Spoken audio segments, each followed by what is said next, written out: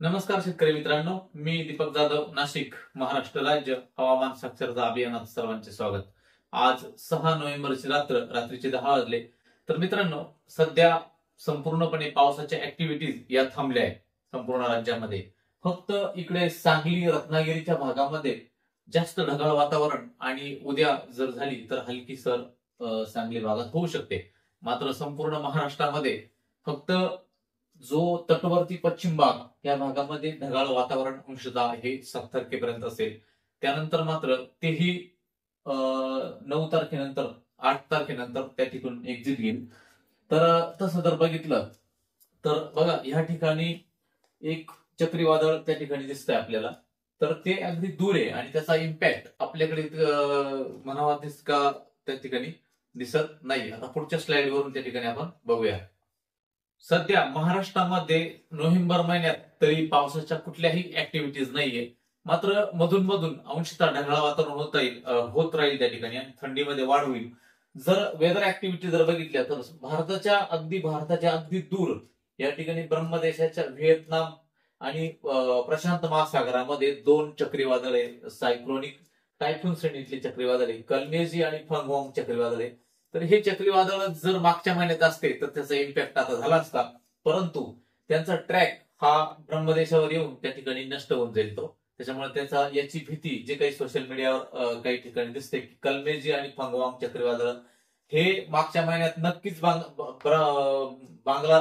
बंगालच्या उपसागरात येऊन आपल्याकडे इम्पॅक्ट करत होते. परंतु आता हिमालयाचे प्रेशर वाढले, आयटीसी जर खालच्या बाजूला जाते, त्यामुळे इंट्राट्रॉपिकल कन्व्हर्जन झोन ही विषुववृत्तावर असल्यामुळे ही याचा परिणाम हा कसा आपल्याकडे नसणार आहे. कल्मेजी चक्रीवादळाचा प्रभाव त्यामुळे ह्या बाजूला बघा किती जबरदस्त तो दिसतो, परंतु त्याचा प्रभाव भारतात पडायचा नाही. पडला तर तो फक्त दक्षिण भारतातच त्याचं इंडक्शन किंवा हे फिरताना त्या ठिकाणी दिसतंय. महाराष्ट्रामध्ये अंशतः ढगाळ वातावरण आहे. बाकी इकडे हिमालयन भागामध्ये जोरदार बर्फवृष्टी त्या ठिकाणी आहे. रॅपिड स्कॅन जर बघितली तर बघा, या ठिकाणी जे कल्मेजी चक्रीवादळ आहे त्याच भागात पाऊस दिसतो. अन्यथा भारताच्या कुठल्याही भागामध्ये दक्षिण भारत जर सोडला तर त्या ठिकाणी पावसाची शक्यता या दिसत नाही. पाऊस येण्याकरता जी वॉटर वेपर असते ती वॉटर वेपर देखील महाराष्ट्राचा हा संपूर्ण उत्तर महाराष्ट्र, नागपूर, विदर्भाचा भाग, मराठवाड्याचा भाग, फक्त तो धाराशिव, नांदेड, सोलापूर आणि कोल्हापूर, रत्नागिरी या भागामध्येच अंशतः वॉटर वेपर त्या ठिकाणी दिसते. म्हणून या भागात जास्त ढगाळ वातावरण हे तटवर्ती दक्षिण महाराष्ट्राच्या भागात त्या ठिकाणी दिसतं. अन्यथा कुठल्याही महाराष्ट्रात पावसाची शक्यता ही नाहीये. फक्त रत्नागिरी आणि सांगली भागात उद्या अधिक ढगाळ वातावरण राहून टिपटाप पाऊस, हलका पाऊस त्या ठिकाणी होऊ शकतो. अन्यथा कुठल्याही भागात पावसाची शक्यता नाही. वाऱ्याच्या दिशा जर बघितल्या तर ह्या दिवसात हिमालयावर डब्ल्यूडी येत असतात. संपूर्ण वाऱ्याच्या दिशा ह्या उत्तर भारतातून असल्यामुळे येणाऱ्या काळामध्ये 8-9 तारखेनंतर थंडीमध्ये वाढ होताना त्या ठिकाणी दिसते.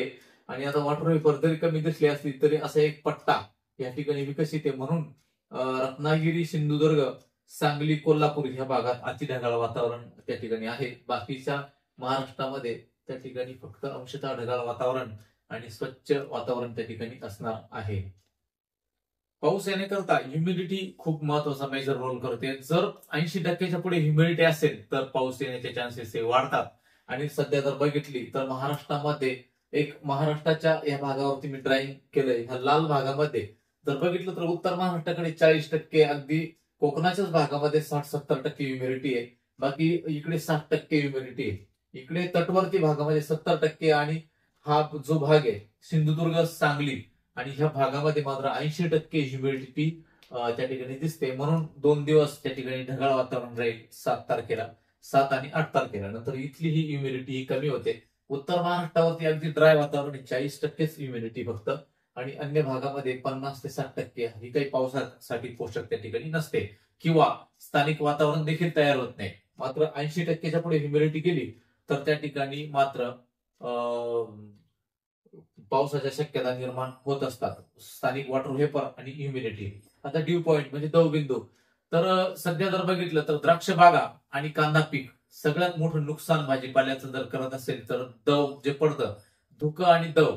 तर जर बघितलं तर आपण फॉग हा साधारणपणे किती दिवस असणार आहे? आज 6 तारीख, आज देखील सकाळी, उद्या 7 तारखेला सकाळी फॉग पडेल. फॉग हा 9 ते 10 पर्यंत 10 नोव्हेंबर पर्यंत असण्याची शक्यता आहे. आणि जे काही दवबिंदू जी आर्द्रता असल्यामुळे दव पडणार. आता दव का पडतं नेमकं? पाऊस गेला आपल्याकडे, परंतु आपल्याकडे दुपारनंतर क्लाउडी वातावरण तयार होतं, जे ढग तयार होतं त्याच्यामध्ये इंटेन्सिटी आता 50%, 40-35% आत आल्यानंतर त्या ठिकाणी दव देखील पडत नाही. परंतु हे 60% आर्द्रता दिसते किंवा 50-60-70% आर्द्रता दिसते. याच्यामुळे काय होतं की दुपारपर्यंत स्थानिक क्लायमेट तयार होतं. म्हणजे असे ढग तयार होतात की ते पाऊस तर काही देऊ शकत नाही, मात्र ढगाळ वातावरण तयार होतं. ते कशामुळे? स्थानिक ह्युमिडिटी जास्त असल्यामुळे. आता हे ढग रात्रीच्या वेळेस काय होतं की कंडेन्स झालेले जे ढग आहे ते खालच्या लेअरमध्ये येऊ लागतात आणि हळूहळू जवळपास 5 किलोमीटर उंचीवरील हे ढग इतके स्लो त्या ठिकाणी जेव्हा एकतर वाइंड स्पीड अति कमी आहे, अगदी 2 ते 3-4 किलोमीटर पर्यंत वाइंड स्पीड आहे, वारा नाहीये, आणि हळूहळू ही क्लाउडी वातावरण हळूहळू खालच्या लेअरमध्ये येतं. जवळपास 4 ते 5 किलोमीटर जाळीचा हा थर सकाळी 7-8 वाजेपर्यंत हा थर हळूहळू येऊन त्यानंतर एकदा सूर्य उगवला की त्याच्यानंतर ते हळूहळू दवबिंदू त्याची वॉटर वेपर होऊन जाते, पुन्हा एकदा वाफ होते.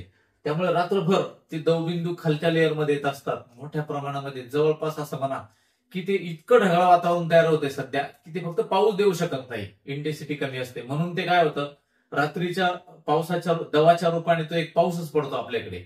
जर तसा विचार केला तर 1 ते 1.5 मिलीमीटर पर्यंत दव पडतं, ते एवढा पाऊस त्या ठिकाणी जमा होतो. तुम्ही जर व्हॅल्युमेट्रिक चंबू जर ठेवला तर त्याच्यामध्ये काही 0.2 मिलीमीटर इतकं पाणी साचतं. म्हणजे दवबिंदू एक छोटासा शिरकावा पावसाचा येऊन जातो, इतकं त्या ठिकाणी ते दव पडतं. आणि ही ह्युमिडिटी साधारणपणे 9 तारखेच्या नंतर ही त्या ठिकाणी कमी होताना दिसते, 9-10 तारखेनंतर. आता ह्युमिडिटी आर्द्रता जेव्हा कमी होईल ते दव जे पडतं, धुकं जे पडतं ते देखील त्या ठिकाणी कमी होऊन जाणार. आता दोन्ही समुद्राचं टेम्परेचर बघितलं तर अरबी समुद्राचं टेम्परेचर आज 27 ते 28 अंश सेल्सिअस होतं, मात्र बंगालच्या उपसागराचं टेम्परेचर अजूनही 29-30 अंश सेल्सिअस त्या ठिकाणी आहे.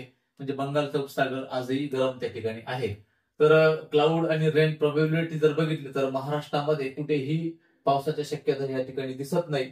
मात्र फक्त सांगली आणि हा जो भाग अगदी रत्नागिरी, सिंधुदुर्ग, सांगली या भागामध्ये थोडंफार जास्त क्लाउडी वातावरण राहण्याची शक्यता या ठिकाणी आहे. बाकी महाराष्ट्राच्या कुठल्याही जिल्ह्यामध्ये कुठल्याही पावसाची शक्यता त्या ठिकाणी दिसत नाही. म्हणून सर्वांनी हा अंदाज त्या ठिकाणी लक्षात ठेवायचा आहे. आपल्याकडे पावसाच्या शक्यता ह्या नोव्हेंबर महिन्यात तर दिसत नाही, त्यामुळे चिंता करण्याची शेतकरी वर्गाला काहीही गरज नाही. कारण कुठल्याही सिस्टमचं फॉर्मेशन सध्या दिसत नाही. मात्र 10-11 ला ढगाळ वातावरण होईल, त्यानंतर 19-20 ला थोडंसं ढगाळ वातावरण होईल, मात्र पावसाची शक्यता त्यातही नाही. त्यानंतर मित्रांनो बघा की जो काही पाऊस त्या ठिकाणी पडून गेला तर त्याच्यामुळे काही दव धुकं जे काही पडत आहे त्याच्यामुळे कांदा पिकाची आणि द्राक्ष पिकाची त्या ठिकाणी काळजी घ्या. आता असं होणार आहे की पुढच्या अगदी 10-12 तारखेनंतर दव त्या ठिकाणी कमी होऊन जाणार. त्यानंतर दव धुकं आपण ज्याला म्हणतो ते पाऊस पडल्यानंतर जमीन सगळीकडे ओली. आता जमीन ओली असल्यामुळे काय होतं की दिवसाचं जे काही हवेत देखील थोडेफार वॉटर वेपर असते आणि आर्द्रता आहे, आणि त्याच्यानंतर जे काही उष्णतेमुळे जमीन सगळीकडे ओली असल्यामुळे ते जी क्लाउड थोडीफार जी वाफ तयार होते ती देखील वाफ ढगाळ वातावरण तयार करते आणि ते रात्रीच्या बाष्पाच्या रूपाने खाली उतरतात आणि त्याच्यामुळे दव धुकं पडतं. त्याच्याकडून थोडीफार नुकसान द्राक्ष बागाची मोठ्या प्रमाणात होत असते. तर याच्यात व्यवस्थित बुरशीनाशकाचे स्प्रे, संजीवकाचे स्प्रे, सेटिंग स्प्रे सगळ्या गोष्टी लक्षात घेऊन कामाचं नियोजन करा. 9-10 तारखेनंतर ते देखील दव धुकं त्या ठिकाणी बंद होणार आहे. मात्र 11-12 नंतर फॉग जरी आला ते कोरडं असणार आहे, त्याच्यामध्ये धुक्याचं प्रमाण नसणार आहे. हे मॉडेल फॉरकास्टिंग दिसतंय. कारण दव आणि धुकं याचा अंदाज फक्त हा 5 दिवसाचाच असतो, 5 ते 6 दिवसाचा. टेम्परेचरचा अंदाज 7 दिवसाचा असतो आणि पावसाचा अंदाज 15 ते 20 दिवसाचा असतो. हा अंदाज लक्षात घेऊन सगळ्यांनी कामाचं नियोजन त्या ठिकाणी करायचं आहे.